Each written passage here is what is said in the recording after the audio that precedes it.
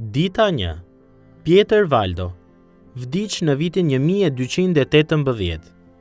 Lëkundja e parë nga John Bloom. Më tepër se 300 vjet para se të lindte Martin Luteri, në Francën jugperëndimore, e pikërisht në qytetin e Lyonit, u shfaq papritur një reformator. Protesta e tij kundër doktrinave dhe praktikave të Kishës Katolike të Romës që një lëkundje e fortë, që paralajmëroi ardhjen e tërmetit frymëror, të njohur ndryshe si reformim. Lëvizja e nisur prej tij mbijetoi duke ju bashkuar më pas reformimit të madh. Në histori, ai ka hyrë me emrin Pjetër Valdo. Ka shumë detaje të jetës së Valdos, të cilat nuk i njohim, përfshirë këtu edhe emrin e tij. Nuk e dim nëse Pjetër ishte emri i tij i vërtet, përderisa nuk shfaqet në asnjë dokument deri 150 vjet pas vdekjes së tij.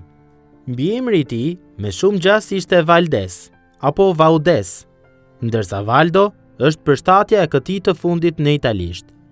Nuk e njohim as vitin e lindjes së Pjetrit, apo vitin e sakt kur vdiq, sepse historianët nuk bien dakord nëse vdiq mes viteve 1205 dhe 1207, apo mes viteve 1215 dhe 1218.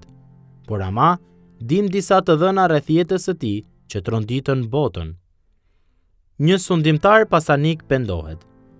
Në vitin 1170, Pjetri ishte një tregtar shumë i pasur dhe me emër në qytetin e Lyonit. Jetonte bashkë me të shoqen dhe me 2 vajzat e tyre, ndërsa pasuria e tij ishte e pamas. Por diçka ndodhi. Disa thonë që ai përjetoi vdekjen e papritur të një shoku. Të tjerë thonë që dëgjoi këngën frymërore të një muzikanti shëtitës, dhe Pjetri u shqetësua së tepërmi për gjendjen frymërore të shpirtit të tij dhe ishte i dëshpëruar për të mësuar se si mund të shpëtohej. Gjëja e parë që vendosi të bënte ishte të lexonte Biblën. Mirëpo, meqense se nuk ekzistonte asnjë përkthim i Biblës përveç Vulgatës latine, dhe meqense latinishtja e tij ishte shumë e keqe, punësoi 2 skolastik që ta përkthenin në gjuhën e folur, me qëllim që ai ta lexonte dhe studionte. Pastaj, kërkoi këshill frymërore nga një prift, i cili e drejtoi te historia e të riut pasanik në Ungjill dhe i citoi fjalët e Jezusit. Të mungon ende një gjë. Shit gjithë sa ke dhe shpërndaju atë të varfërve dhe do të kesh thesar në qiell dhe eja e më ndiq.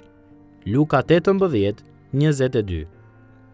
Fjalët e Jezusit i sëmbua në zemër Valdos.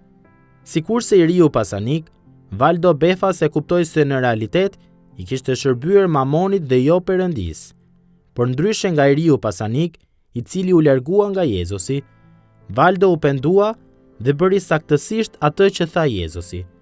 Ai u dha gjithë sa kishte të varfërve, pasi kishte siguruar mjaftueshëm për gruan dhe vajzat e tij. Që nga ai momente në vazhdim, ai vendosi të jetonte duke qenë plotësisht i varur nga provania e Perëndis. Lind një lëvizje. Valdo filloi menjëherë që të predikonte nga Bibla e tij rrugëve të Lyonit, duke u kushtuar një vëmendje të veçantë të varfërve. Shumë u kthye në besim dhe rreth vitit 1175, dishepujt e Valdos përbënin një grup të madh në numër. Edhe ata i dhanë pasuritë e tyre dhe po predikonin, si burrat, ashtu edhe gratë. Populli filloi t'i quante të varfrit e Lyonit. Më vonë, teksa grupi u shndërrua në një lëvizje dhe u përhap në Francë dhe pjesë të tjera të Evropës, ata u bën të njohur si Valdezët. Sa më tepër që Valdo e studionte shkrimin, aq më tepër shqetësoi rreth disa doktrinave, praktikave dhe strukturave qeverisëse të Kishës Katolike, pa përmendur këtu pasuritë e shumta të saj.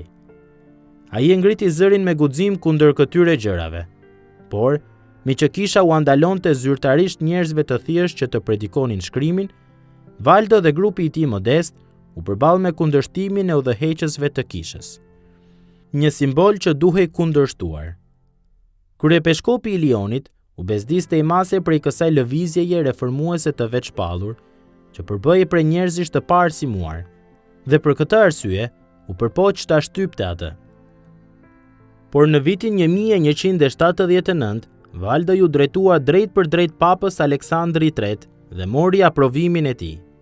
Megjithatë, vetëm 5 vjet më pas, Papa Luciu III mbajti anën e kryepeshkopit të Lionit, duke shkishëruar Valdon dhe ndjekësit e tij.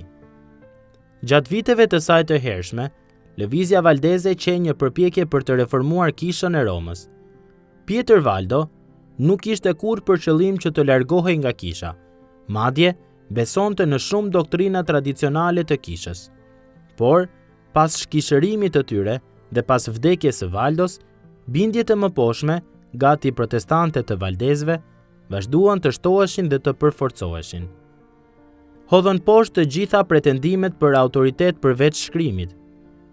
Mohuan të gjithë ndërmjetësit mes Perëndisë dhe njeriut, përveç Krishtit Jezus njeri, edhe pse Maria vazhdoi të përnderojë për një farë kohe. Hodhën poshtë doktrinën që vetëm prifti mund të dëgjonte rrëfimin dhe arsyetuan që të gjithë besimtarët ishin të kualifikuar për këtë gjë. Hodhën poshtë doktrinën e purgatorit, duke hedhur poshtë kështu indulgjencat dhe lutjet për të vdekurit.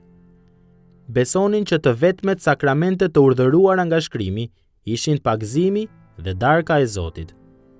Hodhën poshtë ritet e kishës në lidhje me agjërimin, ditët e festave dhe kufizimet e ngrënies së ushqimeve. Hodhën poshtë sistemin e shtresave priftërore dhe murgjërore. Hodhën poshtë përnderimin e relikeve, pelegrinazhet dhe përdorimin e ujit të shenjtë.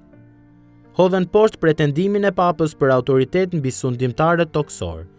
Në fund, ata mohuan vazhdimsinë apostolike të papës. Para reformimi bashkohet me reformimin.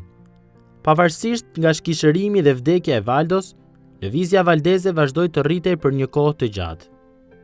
Ajo përhap në Itali, në disa zona të Spanjës, Austrisë, Gjermanisë, Hungarisë dhe Polonisë.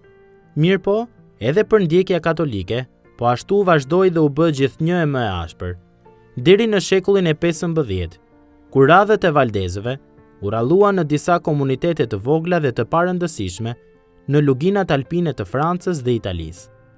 Por kur reformimi protestant u shfaq në skenë në shekullin e 16, shumica e Valdezëve u bën protestant. Pieter Valdo ishte prototipi protestant, edhe pse nuk ishte i vetëdijshëm për këtë. Ai ishte një tregtar i thjeshtë që u bë profet, i cili thjesht e besoi fjalën e Perëndisë me gjithë zemër, gjë të cilën e demonstroi gjatë tërë jetës. Duke i zënë besë fjalës së Perëndisë, Valdo e ktheu botën e tij kokë poshtë.